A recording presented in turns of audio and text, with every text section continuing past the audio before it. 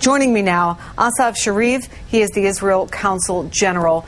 Let me get your reaction, first of all, to the call by the Secretary to end this escalation. We already had a ceasefire. The war didn't start last week. We had a ceasefire for 6 months, and the Hamas was the terrorist organization who decided not to renew it. So after putting ourselves in restraint for many years, we moved from restraint to response, and this is the reaction. This is what happens now. We just heard from âOur, who is the Palestinian mission to the UN representative, who basically said this is a disproportionate response. In a period of a week, you have about 2,500 to 3,000 dead and wounded. The UN's count is that a quarter of those who have been killed have been civilians. Your response to that? I don't think the numbers are right, but just to make sure, Riyad Mansour is a very nice person, but he himself cannot go to Gaza because Hamas will kill him, even though he's a Palestinian representative. There is no such thing disproportional when you're fighting against terror. The proportional thing was to shoot back missiles into the major population area in Gaza, but we're not doing that. We've been very successful in hitting terrorists and militants. We think that we hit almost 90% of the casualties in Gaza are militants and terrorists. So I don't think the numbers of 25% are accurate. There have been many reports and many analysis that suggest that the longer this continues, obviously, the bloodier it's going to get. We don't know yet if the ground forces from Israel have moved into the heavy population centers, but surely that is coming, and we are talking extremely heavily populated centers, and there could be heavy casualties on both sides.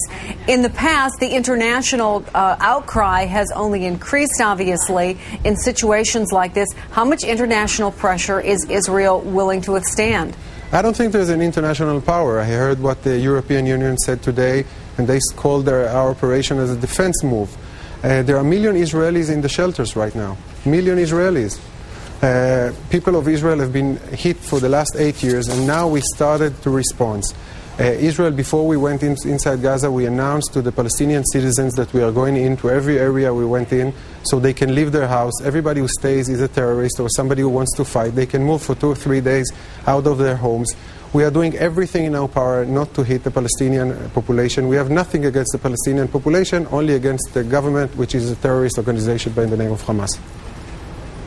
We heard from your defense minister that the stated goal of this operation was to stop these attacks, these missile attacks that were coming into Israel from Hamas. But the vice premier went further on Friday on Israeli television and said Israel must not end the operation with Hamas still in charge of Gaza, which is farther than either Prime Minister Ehud Olmert or the defense minister Ehud Barak has been willing to go. But is that the mission of Israel right now?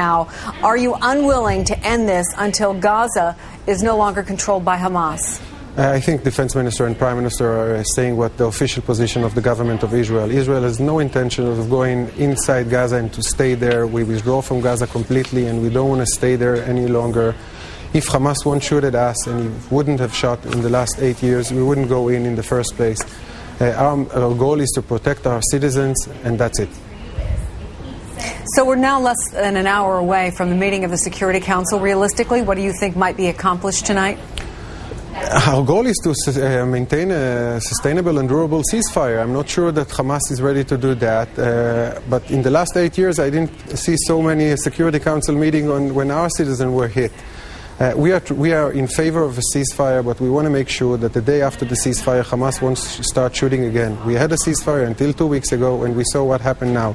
They used the ceasefire to get missiles from Iran, and now they are shooting 20 miles out of Tel Aviv, and million citizens are in the shelters. We cannot live like that. Well, what would you see as the key points to a ceasefire that Israel could live with? That the Hamas will lose its capability and infrastructure to shoot at us, and there will be no more tunnels, and we will make sure that the life will be peaceful for our citizens, and hopefully for the Palestinian people, who are, I think, hostages by their own government. Right. And you would expect it to include some system of international monitors?